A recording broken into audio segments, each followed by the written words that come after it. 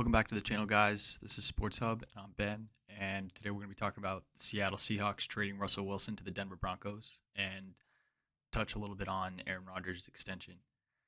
So, does Denver trading for Wilson guarantee a Super Bowl? I want to talk a little bit more about that and just what they have on offense, what they have on defense, and what their team's really looking like. So, Denver got Wilson in a fourth rounder in 2022. Seattle gets Noah Fant, Shelby Harris, two first rounders, which are number 9 overall in 2023, and then two second rounders, number 40, 2023 second rounder, and a 2022 fifth round selection. So for both teams, it really makes sense here that, you know, Denver has been looking for a QB forever. Forever. I mean, they even started Brock Osweiler, who went to ASU.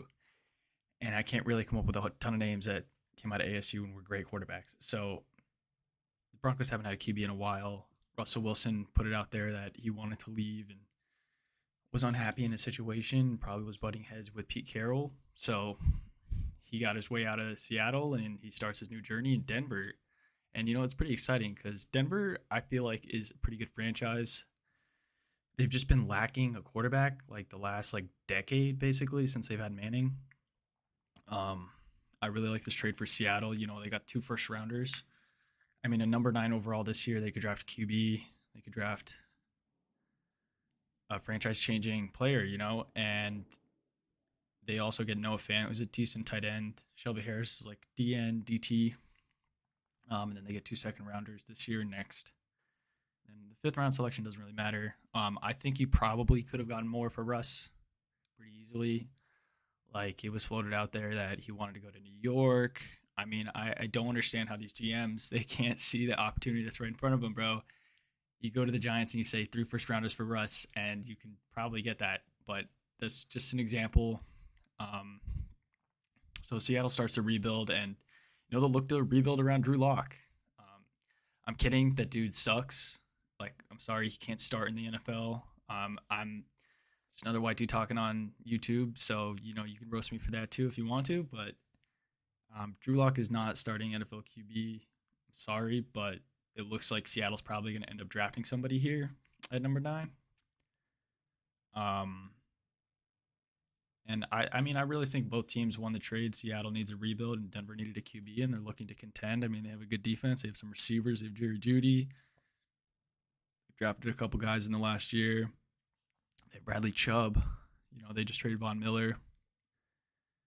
But they had a good team last year, and Melvin Gordon as well. I'm definitely missing a ton of names. I don't know a lot of the Denver Broncos players, but I think they'll at least be in the playoff contention. I mean, this is gonna be a really tough division here, and I mean, I haven't even touched on that yet. So you can't say that the Broncos have had a reliable QB since Peyton Manning, and even the last year that Manning was there in the league, he was getting beat out by Brock Osweiler. So, this is what Denver needed, and that's exactly what they got. Russ has won a championship. He's done it before, and he brings a different intensity to this team. And it seems like they needed that, and the Denver Broncos landed a star QB, and that's what you need in this league, is a star. It's ran by stars, so that's what you need. I personally don't think Denver is going to go on a Super Bowl run, but I could see them in playoff contention. They'll be a solid team. They'll be competitive. But the one thing is, now this is like a scary division. I mean, I'm not the one to say like the Chargers and the Raiders are like powerhouses in the NFL, but they're good teams. But the Chargers are the Chargers. The Chiefs have Mahomes, Travis Kelce. You know who they are. And Denver's going to have to play really hard in these games. And, we'll see. It'll be really interesting to see, those 4 teams, duke it out during the season. And that's why we have the regular season. But, dude, this is, easily the best division of football right now. You could say every single team has a quarterback that I would feel comfortable building my franchise around. And I mean, you're talking about Mahomes, Herbert, Wilson, and Carr. So, I mean, the Broncos definitely got better, but I'm not sure how much better that is. So I do want to talk a little bit about some cuts around the league. So Seattle cut Bobby Wagner, and I'm interested to see what new team he finds to compete with because I mean this dude's a really really good linebacker, probably one of the better linebackers in the league for like the last 8 to 10 years. Probably a team like the Eagles or the Browns could pick him up. I would love him for the Patriots. It'd be pretty cool to see him go to Denver and reunite with Russell Wilson as well. But he's gonna find a good team and he's gonna be an impact player for them. So I also want to talk about the Rodgers deal. So Aaron Rodgers, know about all the drama, what went off in the offseason, and he didn't like the Packers. He did like the Packers. He was gonna retire, and he didn't retire. I mean, come on, like. So now this all makes sense. Aaron just wanted the extension and wanted to be the highest paid player ever because in his eyes, he is Tom Brady. He is the GOAT. He is the best quarterback in the league. And by all means, like if you want to tell me that he is, I can't really disagree with you. I mean, he's an amazing player. Aaron Rodgers really is. But this deal's gonna screw the Packers. And good for Aaron. He got his bag. He got what he wanted. This dude's always unhappy. So I'm sure in a couple of years he'll be like, I want to get out, trade me, and he will get traded to some team like say the Jets.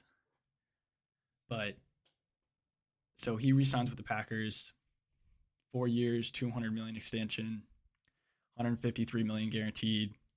And the Packers are also looking to bring back Devontae Adams, probably on the franchise tag. Um, I mean, the Packers are good every year. I'm not going to talk too much about that, but I'm not a big believer in this deal. They overpaid quite a bit to just keep Aaron. I mean, I think they should have just traded him and reset. They already drafted Jordan Love. Why? It doesn't make a lot of sense to me when team drafts a replacement. They don't do anything. They don't trade the star QB, and then they just make it very, very obvious that they're just gonna like keep him, and then they don't get any assets back. So that makes no sense. So I just also want to talk about some of the other guys that got tagged around the league. Chris Godwin got franchise tagged by the Bucks. They're working on a new deal, but so they couldn't reach an agreement. So he ended up just getting franchise tagged. And I mean, they're gonna have a great receiving core this year, the Bucks, but I'm not sure who's gonna be starting the QB. I've already talked about it before, but Rodgers is gonna become the highest paid league player in the league. Excuse me. The Bengals tagged Jesse Bates. He's a pretty incredible safety, good player. Tagged him. The Browns tagged David Njoku, which I also don't really understand.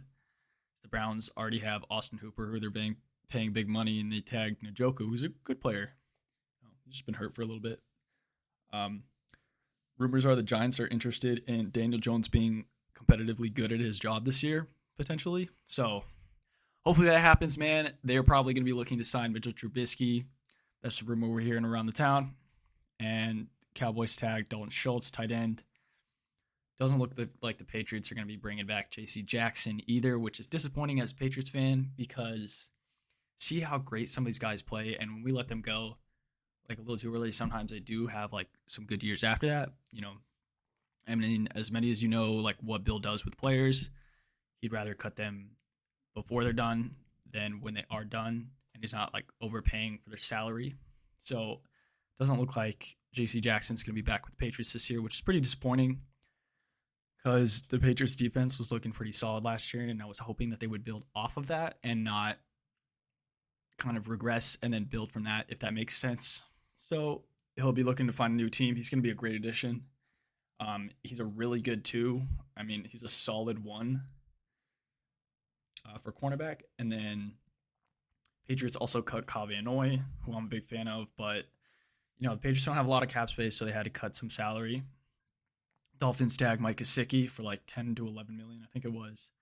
The tight end from the Colts, Jack Doyle, retired.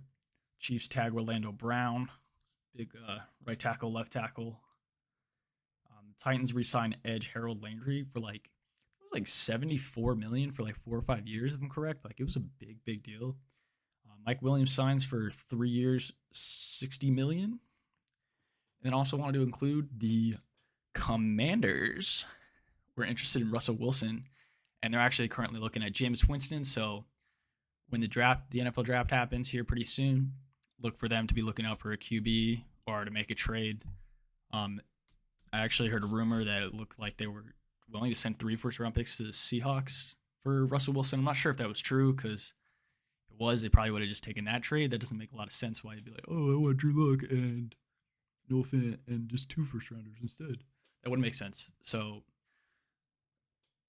Commanders are looking for a QB. I mean, it's pretty obvious. Heineke's decent. I mean, he's okay. I wouldn't even say decent, but he's an outfield QB, bro. Give him his props. But they need to improve the QB position at the Commanders, and hopefully the Washington Commanders can be competing soon. So I'm going to kind of wrap up this video, guys. Thank you for joining us, and please like, subscribe, follow, share with a friend, and thank you for joining Sports Hub. I hope you have a great day.